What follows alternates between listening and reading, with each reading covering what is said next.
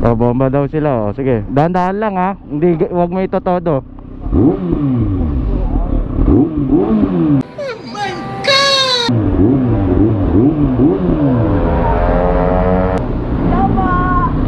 Shout out to, shout out. Ano? Ito, bigyan kita sticker. Follow mo ha. Yung kasama mo. Ayun na yun. Alright, alis kami ni Mrs. Punta kami dun sa tropa ko kay P5, birthday niya kasi today, no? So na-invite tayo kaya punta tayo. Sinama ko si Mrs. syempre. Kasi good thing nga kasi ano tayo, meron na tayong tropa na nakilala ni Mrs. I mean ano, yung parang napalapit sa kanya. Kasi usually wala pa akong tropa na medyo close ni Mrs. eh. Dahil ano nga, busy kami sa negosyo, hindi ko pa siya napapakilala sa mga tropa ko. Ayun. So ngayon, nagkaroon naman tayo ng tropa na ayun, medyo naging kalapit loob naman ni Mrs. si Pipay. Matagal ko nang iniintay na magkaroon si Mrs. na malapit na kaibigan ko eh, nakakilala. Hindi naman nangyayari yun dahil hindi naman kami madalas umalis dahil nga busy sa negosyo. Hindi ko siya na masyadong naisasalamuha sa mga tropa ko. So ngayon, lately nagkaroon kami ng bonding, kaya ayun, nagkasundo naman si Mrs. tsaka si Pipay, kaya ito kami ngayon sa birthday ni Pipay. Tamang syempre gala-gala muna tayo dahil today is Saturday, no? Kaya tamang gala muna tayo. Kasama naman si Mrs., no? Ayos nga eh, nagkasundo si Pipay tsaka si Mrs. Kaya ayun, legal tayo maggala-gala today. Kaya lang kasama pa rin si Mrs. syempre.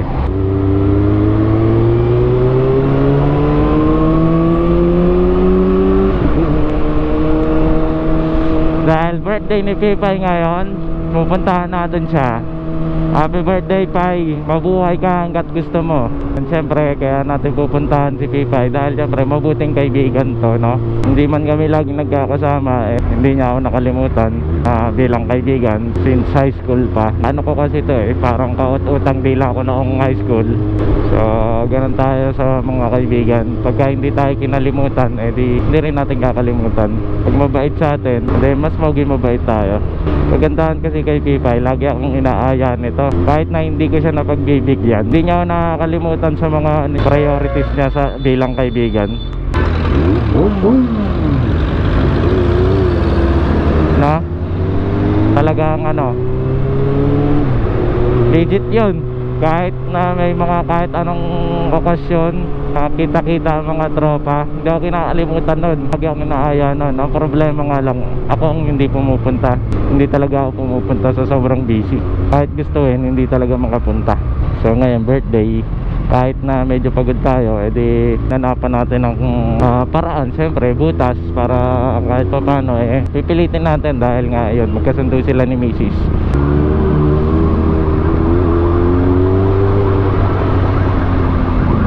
Malapit lang naman yon, along Quezon Ave.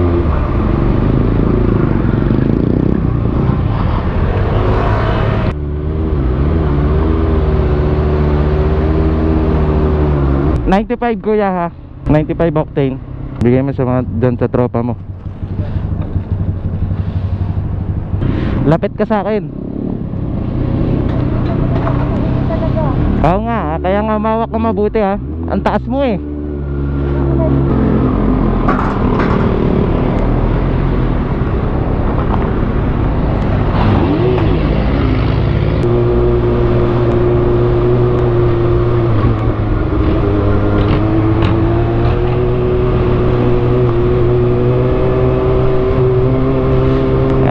Rekta na tayo. Nagpagas lang tayo saglit. Medyo mabagal ng takbo natin. At ayun nga, alam niyo naman pag si Mrs. ang angkas ko napakabagal ko mag drive dahil nga ayun, as usual matigas ang ulo. Hindi marunong umangkas. Marunong siguro, kaya lang ayaw niya yung nakasubsob siya kasi nangangawit daw yung bewang niya. Ang init pa naman singaw ng mga sasakyan. Yan lang mahirap pag nakasingle ka, no? Lalo pag may angkas ka, medyo mabagal ang driving, napipil mo yung init. Unlike pag mag-isa ka lang, medyo mabilis-bilis ang rides mo. Hindi mo masyadong nararamdaman syempre yung init, no? pagka may hangin, pag mabilis yung takbo natin. Gusto naman ni Mrs. na medyo bilisan ko, kaya lang akayo ko kasi nga yung pag-upo niya masyadong delikado, layo ng katawan niya dito sa katawan ko.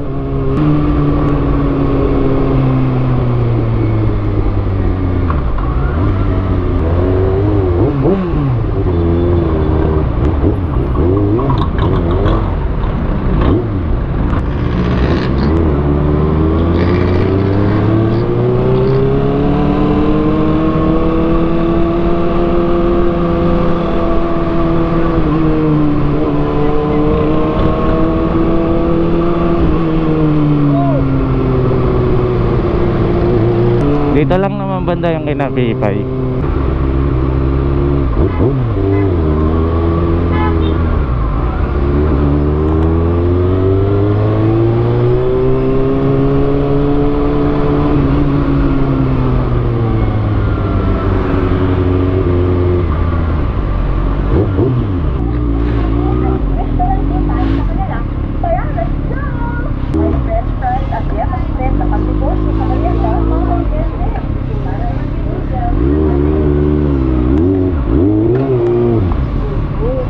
Saan?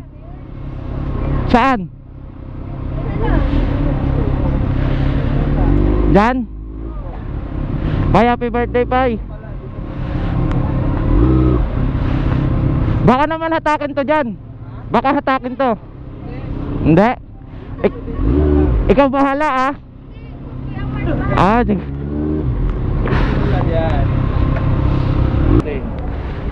happy birthday.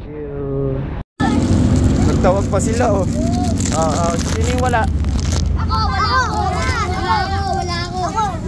Wala ako ya. Isa lang ha, bigyan mo yung wala. Kunin mo. Lager oh. Sige. Kuya, dalawa ka. Lager oh. Isa lang. Dahil kuya. Okay na. Pila lang, pila. Wag magunahan.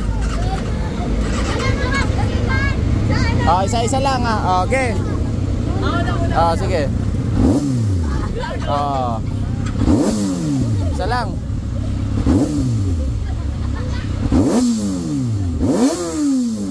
Okay na? Di pa kuya. Isa lang. Okay na? Bong. Okay na? Okay. Sige. Okay na? Last na yan ha.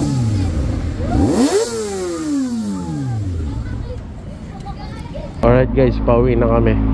For birthday Pai. Hindi mo ko ha. Hindi, punta ka na doon. Pai, alam mo na ha. Oo.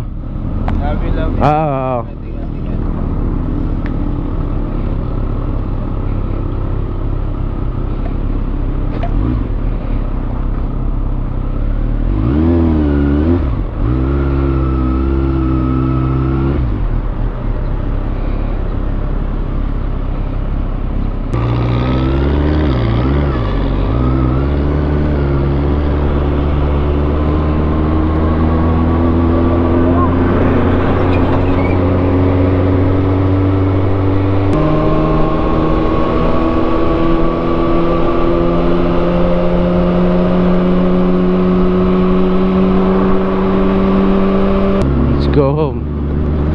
Dahan-dahan lang tayo para makarating tayo sa bahay ng matiwasay.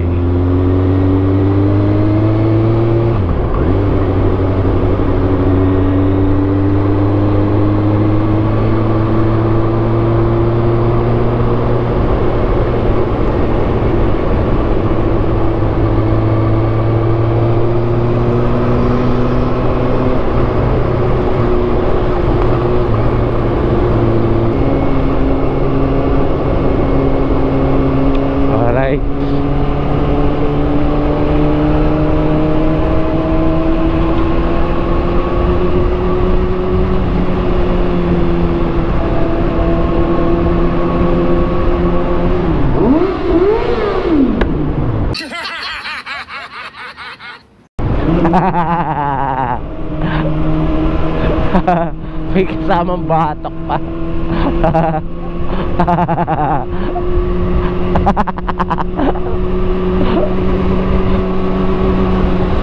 Iba yung saya eh, no? Grabe.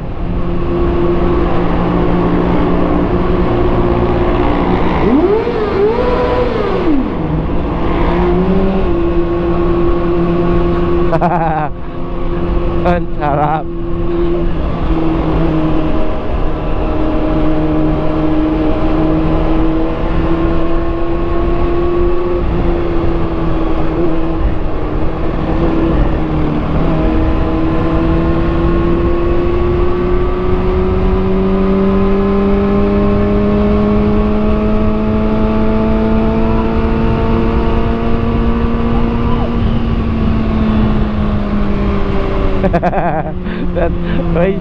may sumisigaw sa likod. Sabi sa inyo, oh, hindi pa tayo umaangat ng 80 na takbo, oh. May sumisigaw na.